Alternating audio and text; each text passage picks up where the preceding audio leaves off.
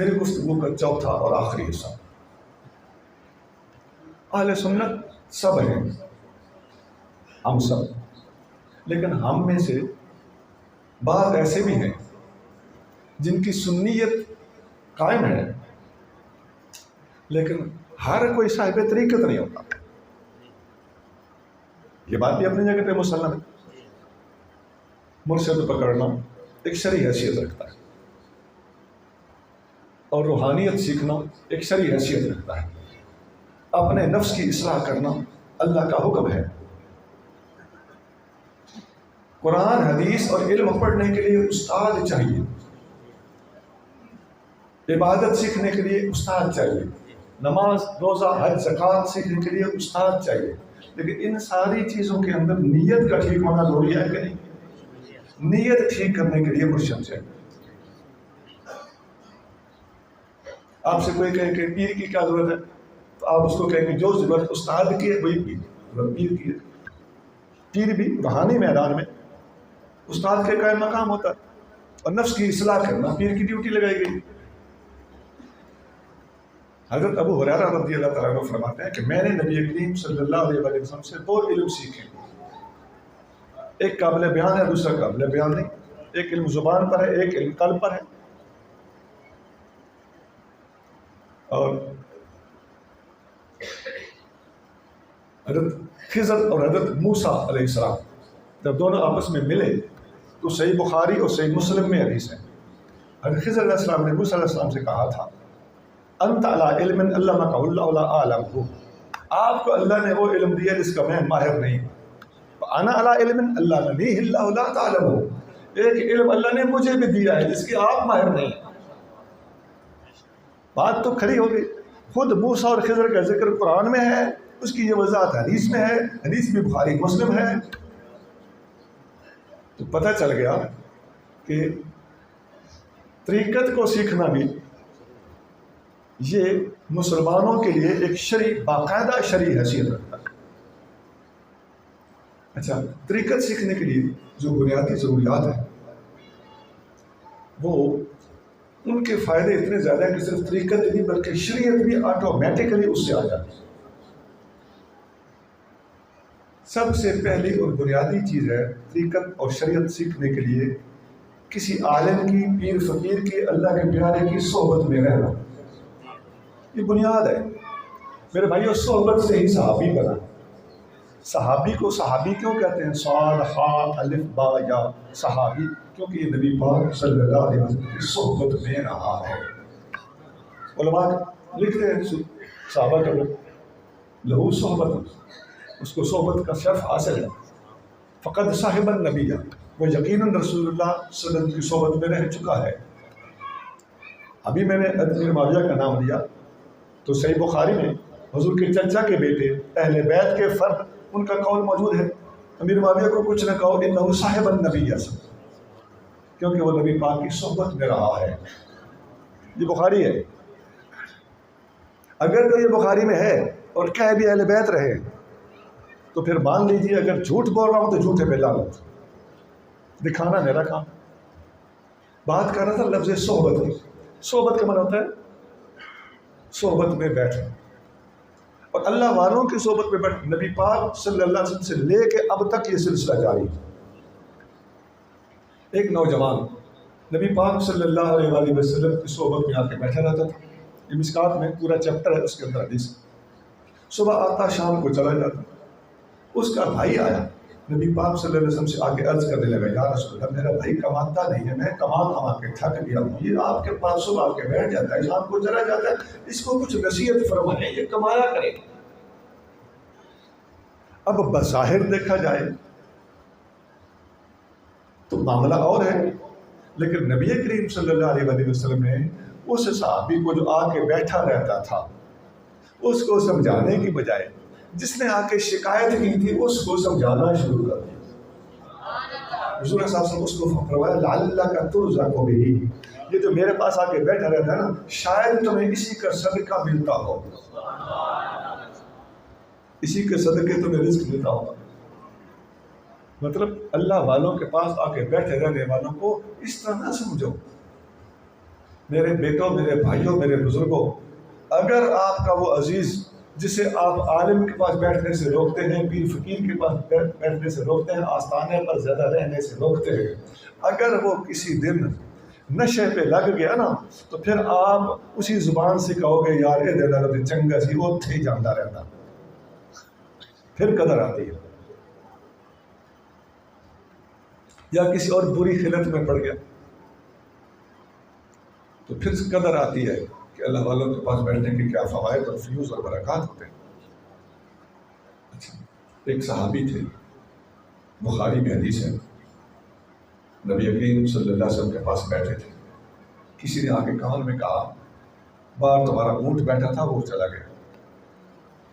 وہ چپ کر کے اٹھے، اپنا اونٹ ڈھونڈا، کافی دیر کے بعد اونٹ مل گیا۔ خدا کی قسم سے، بخاری میں آتا ہے، بعد میں وہ صحابی پچھتاتے تھے کہ میں ایک اونٹ کی خاطر حضور کی محفل چھوڑ کے کیوں گیا۔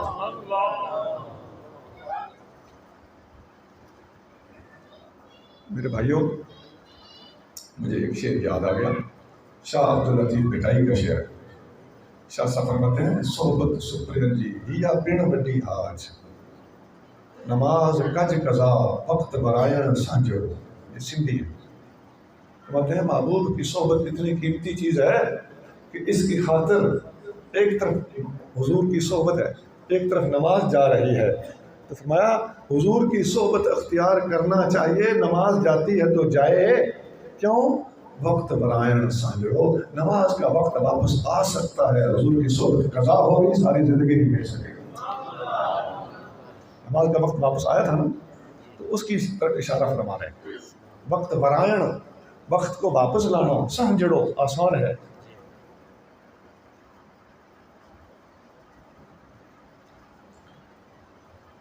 خیر، یہ ایک بات تھی کہ طریقت اور تصوف اور روحانیت سیکھنے کے لیے صحبت بنیاد کی حیثیت ہے۔ دوسری چیز، طریقت اور تصوف کو سیکھنے کے لیے اللہ کا ولی بننے کے لیے صحبت کے بعد سب سے بڑی چیز اللہ کا ذکر ہے۔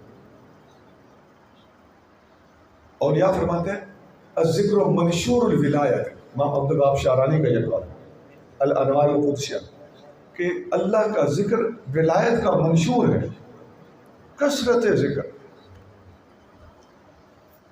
میں اپنے اندر یہ کمزوری پاتا ہوں کہ ہم لوگ تقریریں کرتے ہیں، ذکر کی طرف توجہ گھٹ ہے۔ دوسرے لوگوں کو میں دیکھتا ہوں، جو ان کا مولوی ہے وہی ان کا پیر ہے۔ ہمارے یہاں مولوی اور ہے، پیر اور ہے۔ یہ ہمارے گھاٹے تب پورے ہوں گے جب ہمارا مولوی ہی پیر ہوگا، جب ہمارا مولوی ہی تقریر کرے گا، ہمارا مولوی ہی تصویر ہو لے گا، ہمارا مولوی قرآن و سنت پڑھائے گا، ہمارا مولوی وظیفے دے گا۔ اور وظائف کو، اللہ کو، لا الہ الا اللہ کو، اللہ کے ذکر کو باقی تمام مصروفیات کے اوپر ایسا غالب کیا جائے کہ باقی ساری مصروفیات کبھی بھی اپنا اثر غالب ہو کر نہ دکھا سکیں۔ آپ دیکھتے ہیں کہ کئی بندے کہتے ہیں جی میں ایک تصویر روزانہ یہ کرتا ہوں، ایک تصویر یہ کرتا ہوں، ایک تصویر یہ کرتا ہوں، لیکن ہم نے دیکھنا ہے کہ اس کے اوپر فیض جاری کیوں نہیں ہوا۔ اس کی وجہ ہے کہ اس کی مصروفیات ذکر کے اوپر غالب ہیں۔ ذکر کرنا کافی نہیں، ذکر زیادہ کرنا چاہیے تاکہ دوسری ساری مصروفیات نیچے رہ جائیں، ذکر ان کے اوپر غالب آ جائے۔ اور ذکر میں بھی ایک ذکر زیادہ فائدہ دیتا ہے۔ کثرت اذکار بھی اپنے اپنے رنگ دکھاتی ہے، بندے کا روح تو کیا جسم بھی تختہ مشق بن جاتا ہے، میدان جنگ بن جاتا ہے۔ میں کسی سمجھنے والے کو میری بات سمجھ آ رہی ہوگی، میدان جنگ کیسے بنتا ہے؟ رنگ برنگے وظائف پڑھتے ہیں، اوپرے اوپرے وظائف ہم ڈھونڈنے کی کوشش کرتے ہیں، سیدھا سیدھا وظیفہ لا الہ الا اللہ، سیدھا سیدھا وظیفہ اللہ اللہ اللہ، اس جیسا وظیفہ ہی کوئی نہیں۔ ہاں، اس کو غالب رکھو باقی ساری مصروفیات کے اوپر۔ ہاں، اس کے اندر جلال ہو تو اس کے آگے پیچھے درود شریف تھوڑا بڑھا دو۔ میں نے 1 اور 3 دفعہ درود شریف پڑھ کے بھی دیکھا ہے، ذکر کے آگے پیچھے جلال کم نہیں ہوتا، اور نہیں تو بیوی کے ساتھ لڑائی ہو ہی جاتی، ایسا ہے۔ ہم نے سوچ سوچ کے تجربے کر کر کے یہ نچوڑ نکالا ہے کہ ذکر کی کئی تسبیحیں جب کرتے ہو تو ان کے آگے پیچھے کم از کم 11 بار درود شریف پڑھو، ذکر کا جلال انشاءاللہ تعالیٰ درود شریف کی وجہ سے مٹھا ہو جائے۔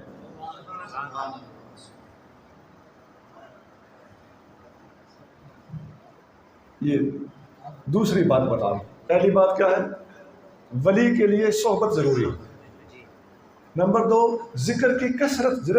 ذکر کافی نہیں ہے، ذکر کا غالب ہونا اور ذکر کی کثرت اور دوسرے وظائف کے اوپر ذکر کا سوار ہو جانا، دوسری مصروفیات کے اوپر چڑھ جانا، یہ فائدہ دیتا ہے. اچھا، تیسری چیز ادب ہے.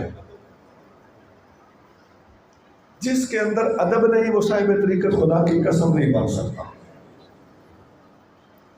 اور جو میں نے پیچھے چیزیں بتائی ہیں، حیوانوں میں انسان افضل ہے. کیوں؟ انسان کے پاس ادب ہے. ساری بات کا خلاصہ ادب ہی نکلتا ہے. اس کے پاس تمیز ہے. لباس پہننا بھی تو آداب بھی ہے. اور انسانوں میں مسلمان کے پاس انسانوں میں ادب زیادہ ہے. مسلمانوں میں اہل سنت، سنیوں میں سب سے زیادہ ادب ہے. اور سنیوں میں صاحب طریقت میں اور زیادہ ادب ہوتا ہے. التصوف کلہ آداب. ابو حفص حداد، امام داتا صاحب سے پہلے وہ گزرے ہیں، ان کا قول کشف المحجوب ہے کہ تصوف سارے کا سارا ادب ہے. لکل حال ادب، لکل مقام ادب. ہر حال میں ادب ہے، ہر مقام پر ادب ہے. اب جب ادب، یہ تیسری اور آخری چیز ہے، ادب اتنا ضروری ہے تو میرے بھائیوں ادب ہم کس کا کریں؟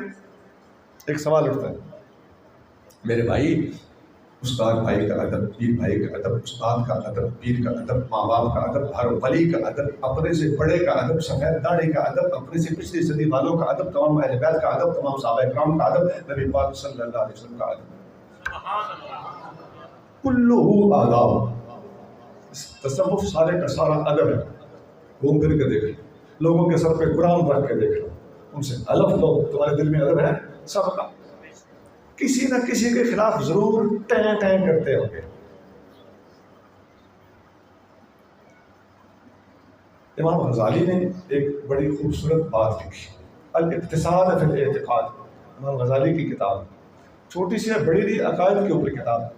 اس کے اندر امام غزالی لکھتے ہیں کہ اگر کوئی بندہ کسی بندے کے ساتھ ڈیل کر رہا ہے، رویہ ہے، اس کا کوئی تعلق ہے، اس کے ساتھ بندے کو پیش آنا پڑ گیا ہے، اگلا بندہ ادب کے قابل نہیں تھا اور اس نے اس کا ادب کر دیا، امام غزالی کہتے ہیں یہ بندہ پھر بھی فائدے میں. اور اگلا ادب کے قابل تھا اور اس نے اس کی بے ادبی کر دی تو یہ مارا گیا. امام غزالی احتیاط بتا رہے ہیں کہ احتیاط ہی سے ہی تیری چمڑی کی خیریت ادب میں ہے. اگر وہ بندہ ادب کے قابل نکل آیا کل قیامت کے دن اور تم نے اس کے خلاف بولے ہوئے ہوں گے فتوے اور لمبی کی ہوگی زبان تو وہ کھینچ کے رکھ دی جائے گی. کیوں؟ اس لیے کہ تم نے حقوق العباد کو پامال کیا ہے، نبی محمد صلی اللہ علیہ وسلم کے یاروں کی بے ادبی کی ہے.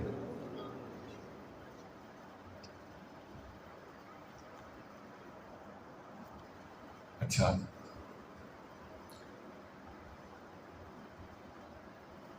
حدیث میں آتا ہے، ترمذی شریف میں حدیث، نبی کریم صلی اللہ علیہ وسلم نے فرمایا کہ اگر جج فیصلہ کرنے لگے تو جج غلطی کر سکتا ہے. غلطی سے اگر جج نے کسی کو، مجرم کو معاف کر دیا تو یہ بہتر ہے اس سے کہ غلطی سے کسی کو سزا دے مارے. سزا دینے کی غلطی سے معاف کرنے کی غلطی حضور فرما رہے جامع ترمذی میں حدیث صلی اللہ علیہ وسلم، معاف کرنے والی غلطی زیادہ بہتر. آپ جانتے ہیں پڑھے لکھے لوگ جلدی پہنچ جائیں گے. شک کا فائدہ کس کو دیتا ہے؟ ملزم کو. تو یہ حدیث سے ثابت ہے کہ شک سے بھی سزائیں ٹال دو. سزا دینے کی غلطی ہو گئی تو اس سے بہتر ہے معاف کرنے کی غلطی کر جاؤ. حدیث کے الفاظ ہیں ادرک الحدود بالشبہات، سزاؤں کو شک شبہ کی وجہ سے ٹال دیا جائے. اب اس سے آپ کو سارا قاعدہ پتہ چل گیا کہ جتنے لوگ پانٹے خان بن رہے ہیں، فتوے دے رہے ہیں، کسی کو جہنمی بنا رہے ہیں، حدیث شریف میں آتا ہے نبی کریم صلی اللہ علیہ وسلم فرماتے ہیں کہ ایک بندے نے دوسرے سے کہا تو جہنمی ہے، اللہ نے فرمایا یہ کون ہے میری جگہ پہ فیصلے کرنے والا، جا میں نے تجھے جہنم میں پھینکا، اس کو جنت دی۔ سبحان اللہ۔ آج لوگ اپنے سے پہلے بزرگوں کا حساب لینے کے لیے کھڑے ہو چکے ہیں۔ میرے بھائی یاد رکھنا، ان میں سے کسی نے حساب نہیں لینا، ان سب نے حساب دینا ہے۔ جو آج کل پاٹے خان باندھ ہیں، ان سب نے حساب دینا۔ خدا کی قسم اللہ کے سامنے کسی کی نہیں پھر چلتی، اللہ کے محبوب کی شفاعت چلتی ہے، وہ ایک الگ چیز ہے، لیکن وہ کیا شفاعت کریں گے؟ بدتمیزوں کی، بے ادبوں کی شفاعت نہیں کریں گے۔ ہوش سے کام لو۔ احتیاط کا تقاضا ہی کم از کم یہ سمجھ لو تو انسان کو انسان بن جانے کے لیے یہ احتیاط کا تقاضا ہی کافی ہے۔ یہ موضوع ابھی ادب کے حوالے سے کافی طویل ہے، اللہ تعالی ہمیں عمل کی توفیق دے۔ میں نے آپ کے سامنے ٹوٹل 4 چیزیں رکھی ہیں، میں سبق اپنا دہرانے لگا ہوں تاکہ میرے مسلمان بھائی، نوجوان بچے اور دیہاتی بزرگ اچھی طرح کے سبق کو پڑھ کے یہاں سے اٹھ کے جائیں۔ آج علامہ اعجاز جلالی صاحب کی مسجد سے گھر جا کے کہے کہ ہاں آج ایسے کچھ سیکھ کے آئے ہیں۔ سبحان اللہ، سبحان اللہ، کیا بات ہے۔ مخلوق ساری اللہ کی ہے، لیکن مخلوق میں سب سے اونچا کون ہے؟ انسان سارے اللہ کے مخلوق ہیں، انسانوں میں سب سے اچھا کون ہے؟ مسلمانوں میں سب سے اچھا کون ہے؟ اہل سنت، اور اہل سنت میں سب سے آگے کون ہے؟ صاحب طریقت اور صاحب ادب۔ جہاں میں وضاحت کر دوں، اہل سنت سارے ہی ادب والے ہوتے ہیں، لیکن یہ جو تھوڑا سا امتیاز ہے میں اس کی بات کر رہا ہوں، یہ امتیاز تھوڑا سا ہے کہ اہل سنت و جماعت ادب والے عام اہل سنت کی نسبت طریقت والے زیادہ مؤدب ہوتے ہیں۔ اور آج کل لوگوں نے طریقت کا ڈھانگ بھی رچایا ہوا اور سب سے زیادہ لمبی زبان ان کی ہو، تو یہ کون سی طریقت ہے؟ اب آپ نے چاروں جگہوں پہ دیکھا کہ ہر جگہ پر ادب ہے۔ جانوروں میں سے ادب سیکھا تو انسان بنا، انسانوں میں سے ادب سیکھا تو مسلمان بنا، مسلمانوں میں سے ادب سیکھا تو سنی بنا، سنیوں میں زیادہ ادب سیکھا تو صاحب طریقت بنا۔ اور میں نے طریقت کا منشور بتایا ہے اللہ کا ذکر۔ میں آپ سب لوگوں کو ایک وظیفہ بتانے لگا ہوں۔ حضور پیر صاحب اجازت ہے میں دساں ایک وظیفہ دساں؟ اچھا، آپ نے وہ سارے سب نے وظیفہ یاد کر کے کہا جا رہا ہے۔ سینے میں بائیں طرف دل ہوتا ہے، اپنے بائیں طرف ہاتھ رکھیں، آپ کی یہ سائیڈ کھبا پاسا ہے، میری یہ سائیڈ کھبا پاسا ہے، چونکہ میرا ہوں آپ کی طرف۔ آپ ذرا آنکھیں بند کریں، اپنے دل کی طرف خیال کریں، میں انشاءاللہ اللہ کا ذکر آپ کے سب کے دلوں میں رکھنے لگا ہوں۔ اور کریں، نیچے دیکھیں، دل کی طرف دیکھیں۔